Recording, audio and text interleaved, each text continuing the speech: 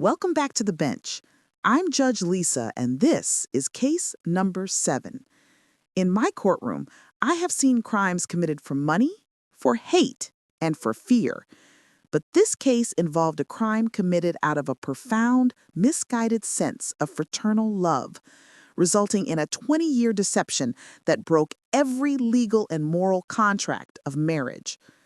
This is the story of a high-stakes divorce trial that shattered an identity and exposed the terrifying concept of the genetic lie. The case was Juliet Sterling v. Felix Sterling, and it asked me to rule on who a man legally was, even if the DNA said he was someone else.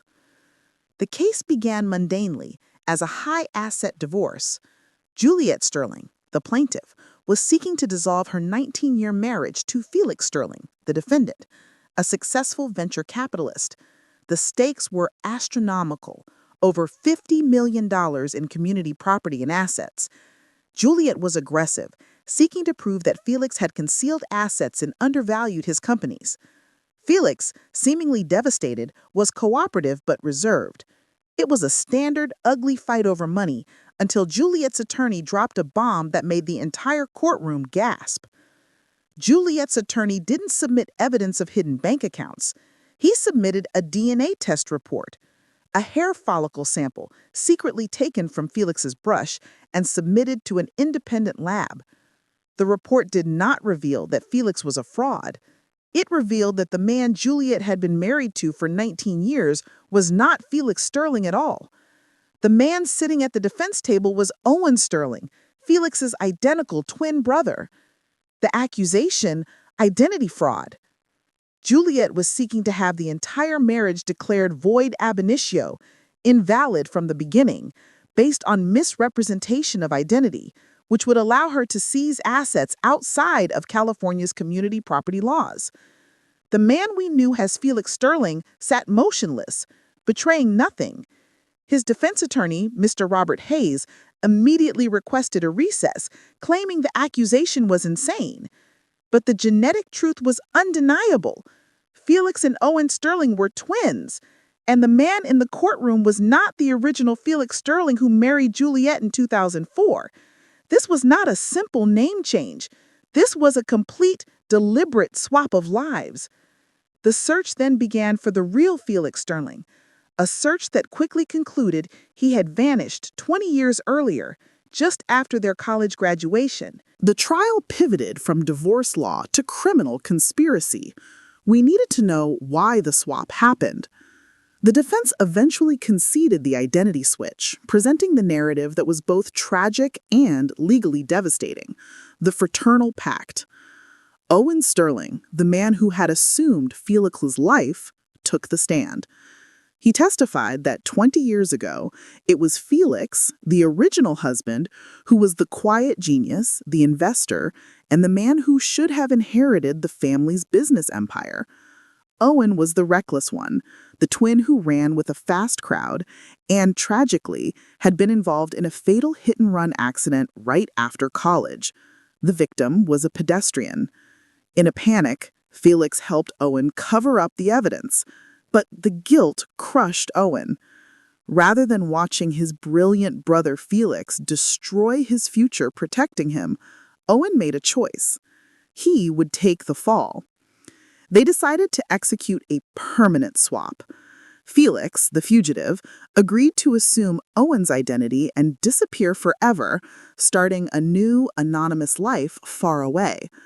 But at the last moment, Felix, terrified and unable to face a life on the run, committed suicide, leaving Owen a cryptic note: "I can't run. Live my life for me. You are Felix now." The swap, intended to save Owen, resulted in Felix's death. Owen, unable to process the grief and bound by a bizarre sense of duty, took Felix's body to a remote location, a detail we never fully confirmed, and buried the truth with him, assuming the name, the career, and the entire identity of his deceased brother. He married Juliet a year later, never telling her the truth.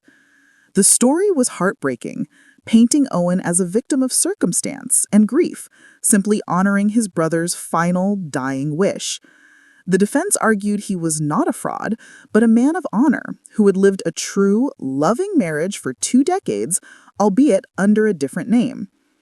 The prosecution, Juliet's side, and the state, who joined the case on the fraud charges, argued that the motive was selfish. Owen, the less successful twin, simply usurped his brother's identity and fortune. The problem remained. DNA evidence was useless. They were identical. How could the court prove who was who when the only witness was dead? The breakthrough came from Dr. Marcus Bell, a forensic biometrics expert. He testified that while their DNA was identical, their behavioral and physical imprints were not. Number 1, the subtlety of the scar. Owen, the twin on trial, had a tiny childhood scar over his left eyebrow from a bike accident. Felix, the deceased twin, did not. For 20 years, Owen had meticulously concealed this scar with makeup and carefully styled hair, a 20-year commitment to the lie. Dr. Bell showed high-resolution wedding photos where the makeup was barely visible, confirming the scar's presence beneath the concealment. Number 2, typing cadence. Most definitively, Dr. Bell introduced the digital ghost evidence, the difference in their typing cadence. Felix, the deceased twin, had a unique staccato rhythm due to a slight, untreated carpal tunnel issue. Owen, the current husband, had a fluid, rapid rhythm. Dr. Bell analyzed thousands of emails written by Felix Sterling to Juliet before the marriage, when the real Felix was alive, and after the marriage. The pre-marriage emails showed the staccato rhythm. The post-marriage emails showed the fluid rhythm. The cadence changed exactly 3 months before the wedding, the exact time the fraternal pact was made and Felix died. The evidence was irrefutable. The man in the courtroom was Owen, not Felix. The case seemed closed. Owen Sterling was guilty of fraud and identity theft. The marriage would be voided, Juliet would get her massive settlement, and Owen would face criminal charges. But as judge, I felt a deep unease. Juliet's pursuit of the void ab initio ruling was too aggressive, too focused on voiding the marriage rather than simply divorcing. I exercised my right to call Juliet Sterling back to the stand. I asked her a series of seemingly irrelevant questions about her first date with Felix and their early life. She answered flawlessly. Then, I presented her with an old photograph, dated 1 month after the identity swap occurred, but before their wedding. The photo showed Felix wearing short hair, clearly exposing the scar over his left eyebrow. I looked directly at her and asked, "Mrs. Sterling, when you married the man in this photo, you were marrying a man with a distinctive scar that his brother did not have. Did you ever wonder why your fiancé Felix suddenly had a visible childhood scar he'd never had before?" Juliet's composure instantly shattered. Under pressure, she admitted the ultimate shocking truth. She had known about the fraud all along. She hadn't accidentally discovered the fraud. She was using her knowledge of the fraud now, 20 decades later, to get a better financial payout. She had loved Owen as Felix, but she was using the identity lie as a legal weapon to void the marriage and take assets she wasn't legally entitled to under divorce law. She was a co-conspirator who had lived a lie of love for 20 years, waiting for the perfect financial opportunity to expose it. The betrayal was complete. Not only had Owen, the current husband, lived a lie, but Juliet, the wife, had been complicit in it for 20 years, waiting for the marriage to accrue maximum value before pulling the legal trigger. My ruling had to untangle this Gordian knot of identity, fraud, and betrayal. The marriage. I ruled that the marriage could not be voided. While the identity was misrepresented, Juliet's complicity, her knowing acceptance of the identity and the subsequent years of cohabitation, stopped her from claiming fraud now for financial gain. The marriage was valid, but dissolved immediately. The assets.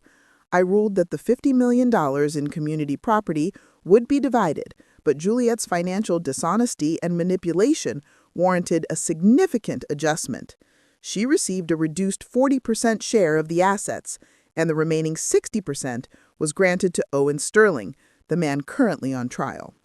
Most importantly, I addressed the criminal charges. I found Owen Sterling guilty of identity theft and criminal fraud. However, I issued a suspended sentence, recognizing that his crime was rooted in a tragic, profound loyalty to his deceased brother. But I also stripped him of his assumed identity. Owen Sterling was legally barred from using the name Felix Sterling in any official capacity ever again. He was ordered to legally revert to his original identity. The justice was twofold. Owen was punished for the lie he lived, but he was protected from the greedy plot of the woman who shared his bed. Juliet was punished for her calculated greed. As Owen walked out of the courtroom, he was no longer a wealthy venture capitalist. He was simply Owen, a man with his original name, some money, and the devastating truth of his identity finally exposed. That case remains the ultimate testament to the fact that identity, like the law, is often a matter of perception, intention, and the devastating truth hidden beneath the surface. And that is the justice rendered in case number 7.